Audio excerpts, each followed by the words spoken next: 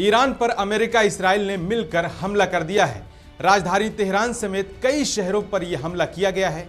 हमले के बाद तेहरान और इस्फहान सहित कई शहरों में धुएं का गुब्बार आसमानों में उठता हुआ दिखाई दिया। बताया जा रहा है कि ईरान में 30 जगहों पर यह हमला किया गया है। शुरुआती हमलों में कहा जा रहा है कि ईरानी खुफिया एजेंसी की इमारतों, एयरपोर्ट्स, राष्ट्रपति भवन समेत रिहायशी इलाकों में ये हमले किए गए हैं। इसराइल डिफेंस फोर्स ने ईरान पर हमले की जानकारी देते हुए इसे प्रिवेंटिव अटैक बताया है। हमले के बाद ईरान ने सभी उड़ानें रोक दी हैं और एयर स्पेस खाली कर लिया है।